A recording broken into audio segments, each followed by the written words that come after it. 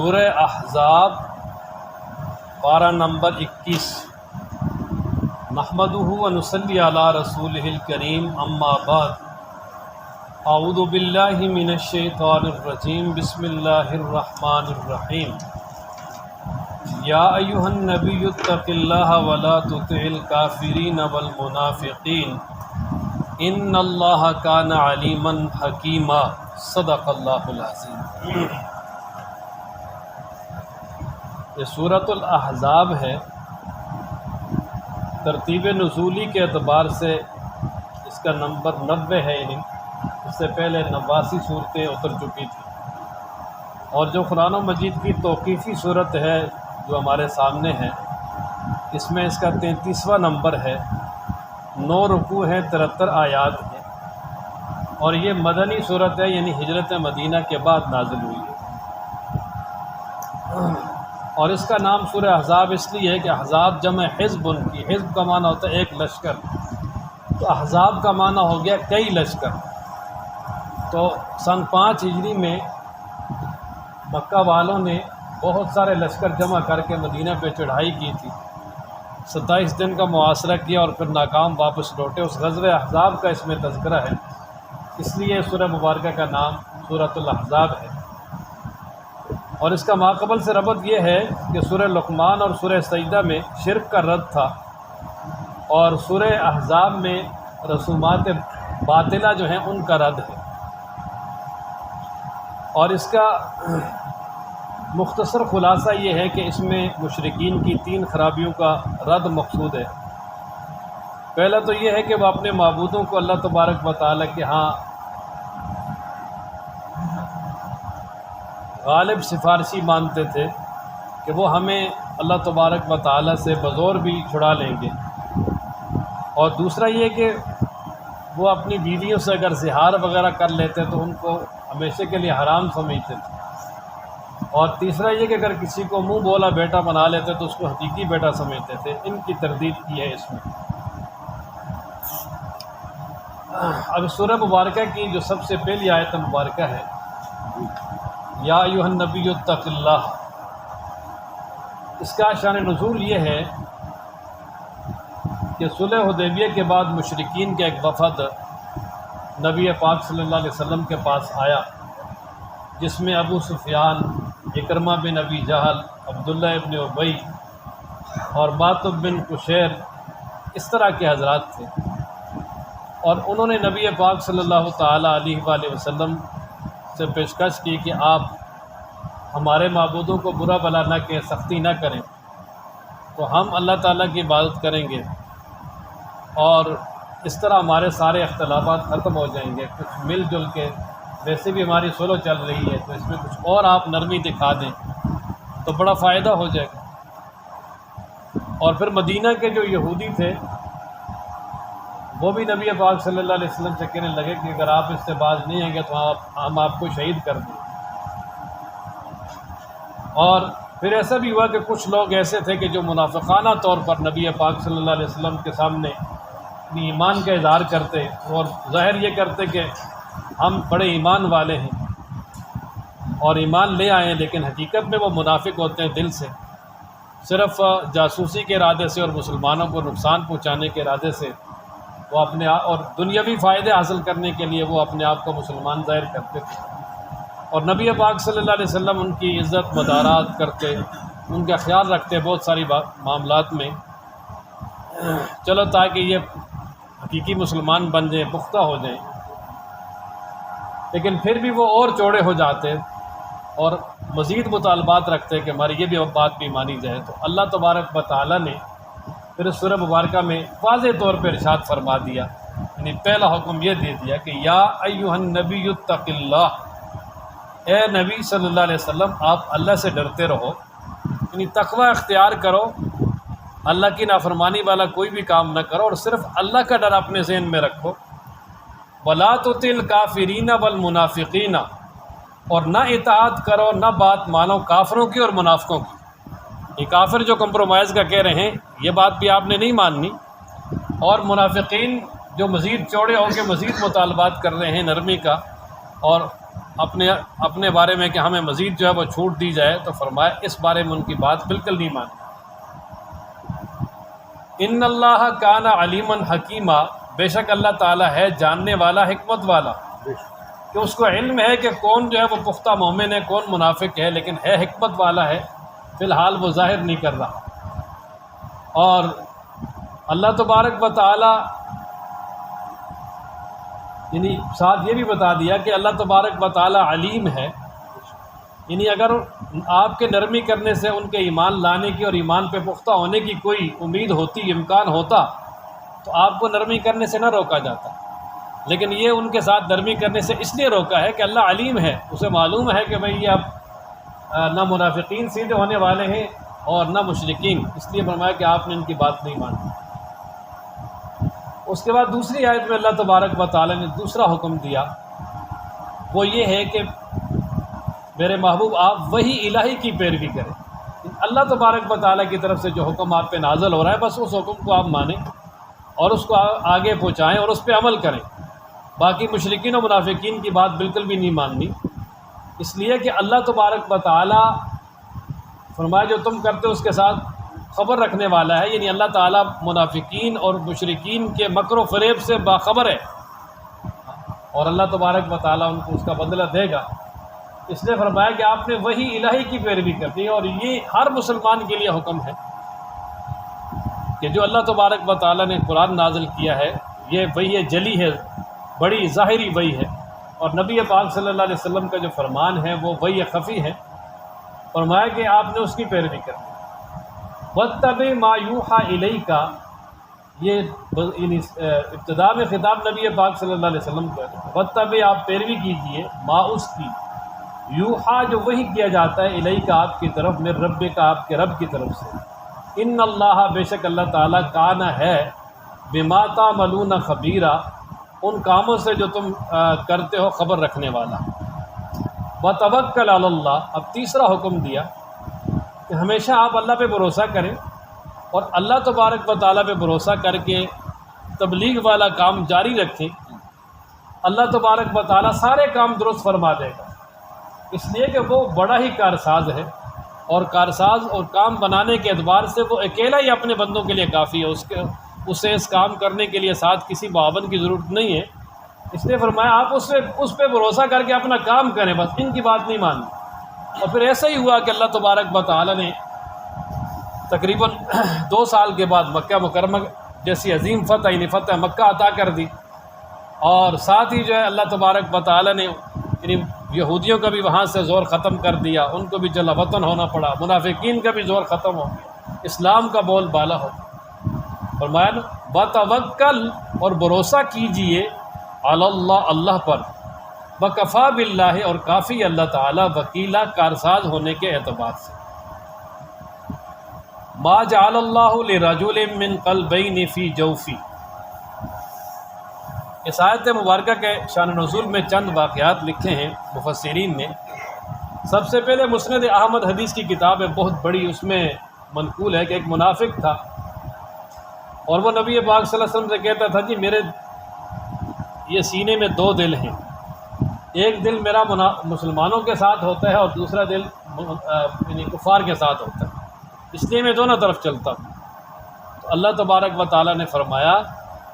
کہ کسی بھی انسان کے دل میں کسی بھی انسان کے سینے میں اللہ تبارک و تعالیٰ نے 2 دل نہیں رکھے، دل ایک ہی ہے۔ اور اسی طرح جو دل جب ایک ہے تو اس میں کفر کی محبت بھی اور اللہ کی محبت یہ نہیں سما سکتی، یا اللہ کی محبت ہوگی، اللہ کی اطاعت ہوگی، اور یا کفر کی ہوگی۔ یہ جو کہہ رہا ہے کہ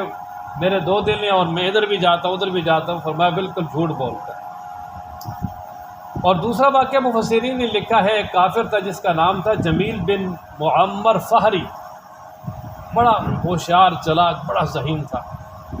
اور لوگ اس کے بارے میں کہتے تھے یار اس کے 2 دل ہیں، یعنی مطلب اتنا یہ بڑا سمجھدار اور سوچ والا بندہ ہے، اور خود بھی اپنے آپ کو کہتا تھا جی میرے تو 2 دل ہیں اور میں دونوں کے ساتھ سوچتا ہوں، آپ میری بات کیوں نہیں مانتے، محمد صلی اللہ علیہ وسلم کی بات کیوں مانتے ہو؟ نعوذ باللہ، وہ کہتا تھا ان کی سوچ تو میری سوچ سے کم ہے کہ ان کا 1 دل ہے، میرے تو 2 دل ہیں۔ تو اللہ تبارک و تعالیٰ نے تردید فرما دی کہ اللہ تعالیٰ نے کسی کے سینے میں 2 دل رکھے ہی نہیں ہیں،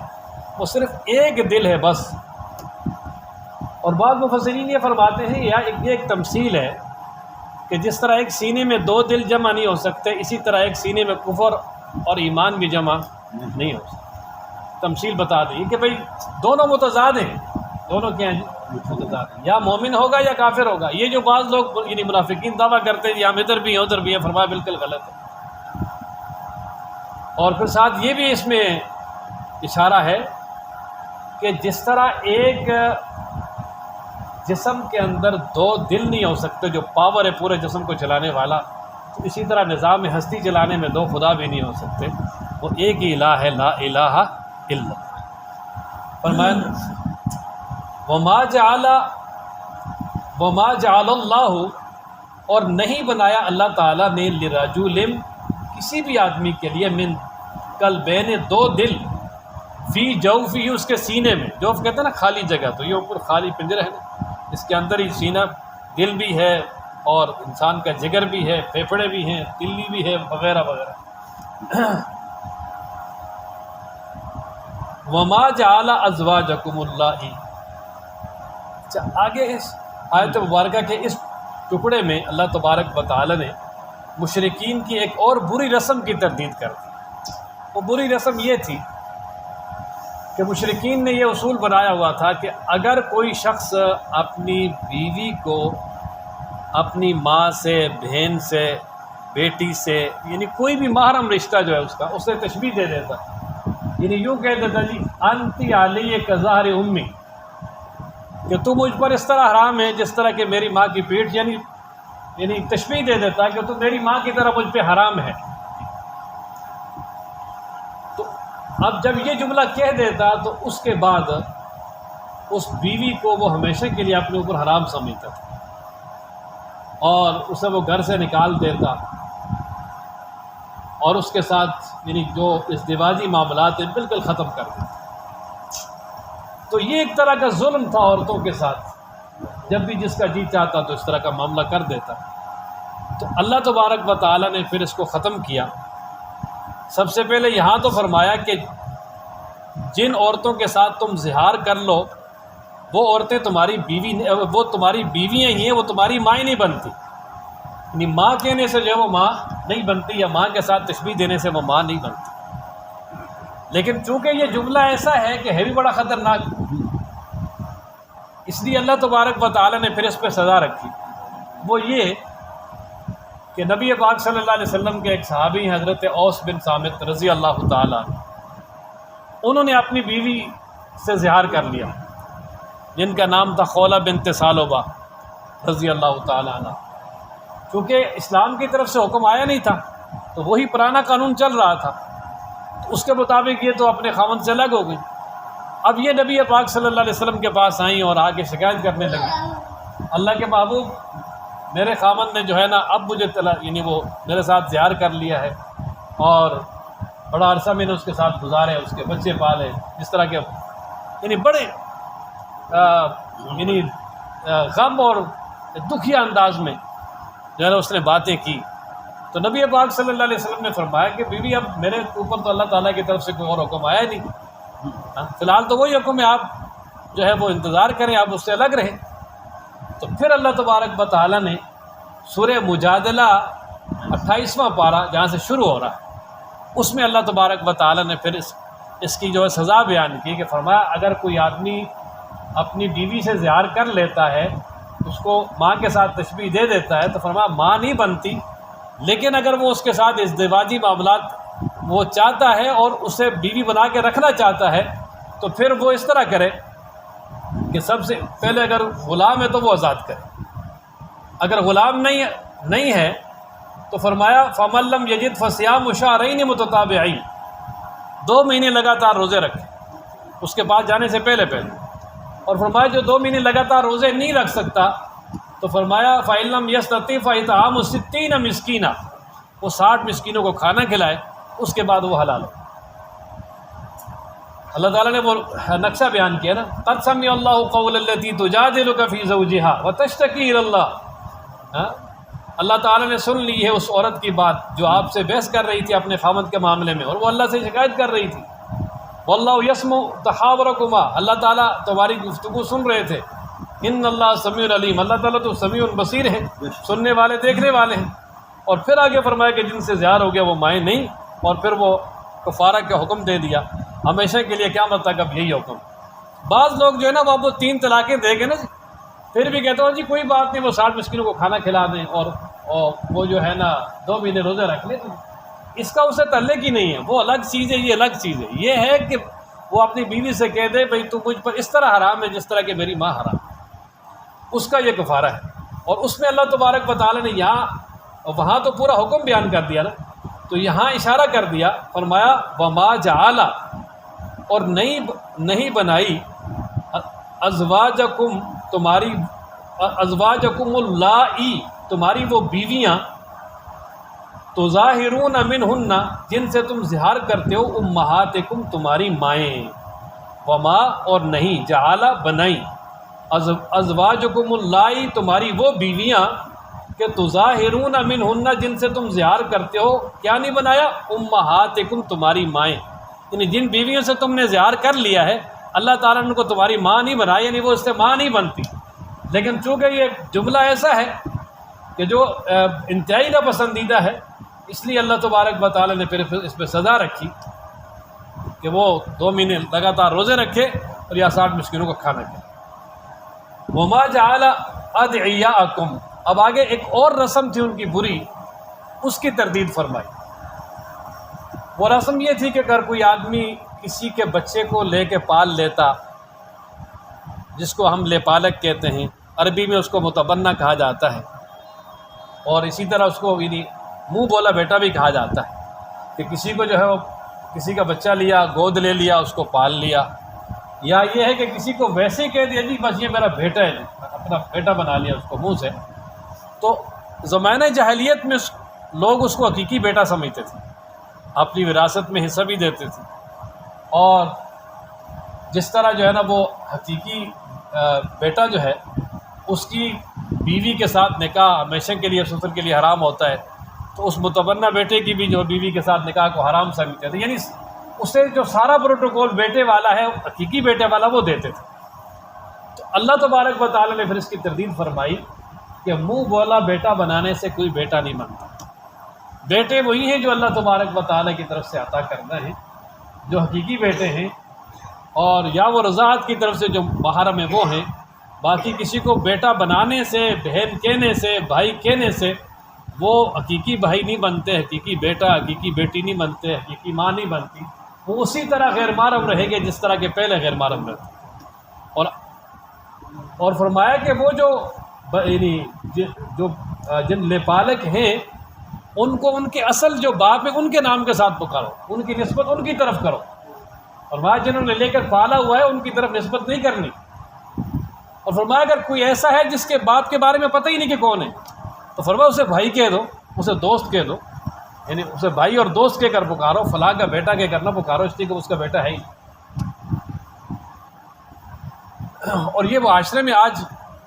یعنی بڑا عجیب مسئلہ ہے کہ بہت سارے لوگ ایسے ہیں کہ جو بچہ لے لیتے ہیں گود، اس کو پالتے ہیں اور اس کو پھر حقیقی بیٹا سمجھتے ہیں۔ وہ عورتیں اس سے پردہ نہیں کرتی، بچوں کی طرف اس کو ساتھ لگاتی ہیں، اور بڑا سارے معاملات، تو یہ شرعاً بالکل ناجائز۔ متبنہ اگر کوئی بیٹا بناتا بھی ہے تو اس میں یہ ہے کہ وہ جو یعنی جس نے اس کو منہ بولا بیٹا بنایا، اس کی بیوی اس بچے پہ غیر محرم ہے، اس کی بیٹیاں غیر محرم ہیں، اور اس کا سارا خاندان اس کے لیے غیر محرم ہے، اور اس کے ساتھ غیر محرم والا ہی سلوک ہوگا۔ اصل باپ کا نام لکھا جائے گا شناختی کارڈ میں، اور اسی طریقے سے اس کی وراثت وغیرہ میں کچھ بھی حصہ اس کو نہیں ملے گا۔ اپنی زندگی میں اگر کوئی اس کو گفٹ دے کر اس کو دے دیتا ہے یا اس کی معاورت کر دیتا ہے وہ الگ بات ہے، اس کے علاوہ وراثت میں کوئی کسی قسم کا حصہ نہیں ملے گا۔ اگر ایسا کرے گا تو گنہگار ہوگا، اس لیے کہ اس کی وجہ سے جو وارثے ہیں ان کا جو ہے نا وہ حصہ مارا جا رہا ہے، وہ رسا کا۔ آخر میں انشاءاللہ آخر میں ضرور۔ اچھا، اس لیے یہ بڑا اہم ترین مسئلہ ہے، اور پھر اللہ تبارک و تعالیٰ نے اس مسئلے کو ختم کیا، اور سب سے پہلے اللہ تعالیٰ نے اس کے اختتام اور اس کے جو توڑنے کا، اس روایت توڑنے کا جو کام ہے وہ خود نبی پاک صلی اللہ علیہ وسلم سے کروایا، کہ نبی پاک صلی اللہ علیہ وسلم کے پاس تھے حضرت زید بن حارثہ، یہ آزاد تھے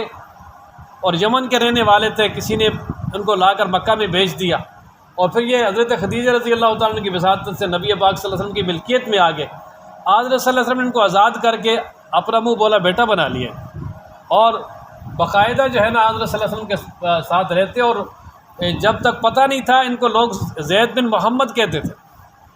اسی لیے اللہ تعالیٰ نے فرمایا نا کہ ما کان محمد ابا احد من رجالکم. اور پھر اللہ تبارک و تعالیٰ نے پھر اس رسم کو اس طرح تروایا کہ نبی پاک صلی اللہ علیہ وسلم نے حضرت زید کا نکاح کروایا اپنی پھوپھی ذات بہن حضرت زینب سے،